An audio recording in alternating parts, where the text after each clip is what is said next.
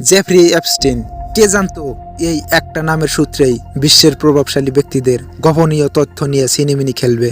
একসময় যার নাম খুব কম মানুষই জানতো, আজ তার নাম জড়িয়ে আছে বিশ্বের সবচেয়ে প্রভাবশালী রাজনীতিক, ধনকুবের, সেলিব্রিটি ও ক্ষমতাবানদের সঙ্গে। এপস্টিন ফাইল শুধু একটি অপরাধের মামলা নয়, এটি এমন একটি নথি যা দেখিয়ে দেয় কিভাবে টাকা, ক্ষমতা আর প্রভাব একসঙ্গে মিলিয়ে বছরের পর বছর ভয়াবহ অপরাধকে আড়াল করে রাখতে পারে। জেফরি এপস্টিন জন্ম 1953 সালে নিউ ইয়র্কের ব্রুকলিনে। তার পরিবার ছিল একেবারেই সাধারণ। বাবা কাজ করতেন সিটি পার্ক বিভাগে, মা ছিলেন স্কুলের সহকারী। ছোটবেলায় তার জীবন কোনো বিলাসিতা ছিল না। কলেজ পড়াশোনা শুরু করলেও তিনি তা শেষ করেননি। পড়াশোনা ছেড়ে তিনি শিক্ষকতায় যোগ দেন এবং নিউ ইয়র্কের নামী বেসরকারি স্কুল ডাল্টন স্কুলে গণিত পড়াতে শুরু করেন। এই ডাল্টন স্কুলে ছিল তার জীবনের টার্নিং পয়েন্ট। এখানে পড়তো নিউ ইয়র্কের ধনী ও প্রভাবশালী পরিবারের সন্তানরা। এই স্কুলে প্রথম এপস্টিনের পরিচয় হয় অভিজাত মহলের সঙ্গে। সেই যোগাযোগের জেরেই তিনি পরে চাকরি পান ওয়াল স্ট্রিটের বিখ্যাত বিনিয়োগ সংস্থা বিয়ার স্ট্রান্সে। বিনিয়োগ জগতে ঢোকার পর খুব অল্প সময়ের মধ্যেই এপস্টিন ধনী ও ক্ষমতাবান মানুষের অর্থ দেখভালের দায়িত্ব পেয়ে যান। এরপর তিনি নিজের একটি বিনিয়োগ পরামর্শ দেওয়ার সংস্থা খুলে ফেলেন। এখান থেকে শুরু হয় সবচেয়ে বড় রহস্য। হঠাৎ করে তার সম্পদ অস্বাভাবিক গতিতে বাড়তে থাকে। তিনি বিলাসবহুল বাড়ি, ব্যক্তিগত বিমান, এমনকি ক্যারিবিয়ানের একটি ব্যক্তিগত দ্বীপের মালিক হয়ে যান। কিন্তু এত টাকা তিনি কিভাবে উপার্জন করছিলেন তার কোনো পরিষ্কার ব্যাখ্যা ছিল না। এই রহস্যময় সম্পদের জোরেই এপস্টিন বিশ্বের ধনী ও ক্ষমতাবানদের খুব কাছাকাছি চলে যান। রাজনীতিক, ব্যবসায়ী, বিজ্ঞানী, সেলিব্রিটি সব মহলের মানুষের সঙ্গে তার উঠা বসা ছিল। বাইরে থেকে দেখলে মনে হতো তিনি একজন সফল ধনকুবের, বিলাসবহুল জীবনযাপনে অভ্যস্ত একজন মানুষ। কিন্তু এই জলমলে জীবনের আড়ালেই লুকিয়েছিল ভয়াবহ অপরাধের এক অন্ধকার জগৎ। এপস্টিনের বিরুদ্ধে অভিযোগ ছিল তিনি নাবালিকা মেয়েদের টাকা, চাকরি বা ভালো জীবনের স্বপ্ন দেখিয়ে নিজের বাড়ি ও দ্বীপে নিয়ে যেতেন এবং সেখানে তাদের উপর যৌন নির্যাতন চালাতেন। শুধু নিজে অপরাধ করাই নয়, তিনি একটি সংগঠন, পাচার চক্র তৈরি করছিলেন।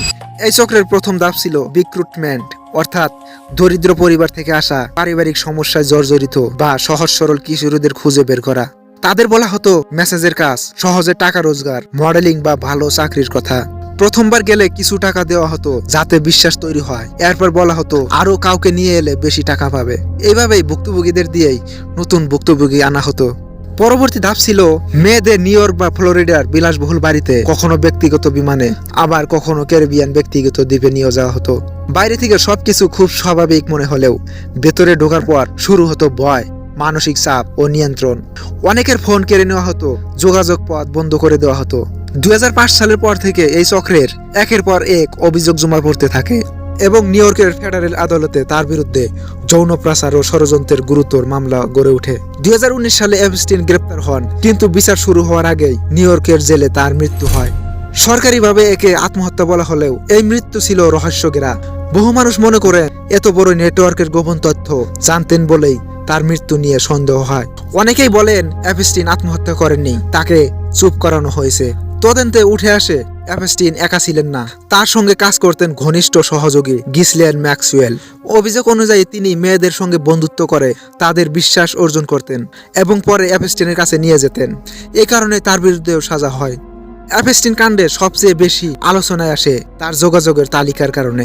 বিল Clinton, Donald Trump, Prince Andrew, Bill Gates সহ বহু প্রভাবশালী নামও উঠে আসে এই নথিতে। এমনকি বিশ্বের অনেক প্রভাবশালী ব্যক্তিদের নামও এই লিস্টে রয়েছে। অনেক ক্ষেত্রে সরাসরি অপরাধের প্রমাণ না থাকলেও এই যোগাযোগগুলো মানুষের মনে বড় প্রশ্ন তোলে। এই কারণে এপস্টিন ফাইল শুধু একটি অপরাধের মামলা নয়, এটি ক্ষমতার অপব্যবহার, আইনের অসম প্রয়োগ এবং অভিজাত মহলের অশিষ্টতার প্রতীক। এই ফাইল দেখিয়ে দেয় আইন কি সত্যি সবার জন্য সমান, নাকি ক্ষমতাবানদের জন্য আলাদা নিয়ম আছে।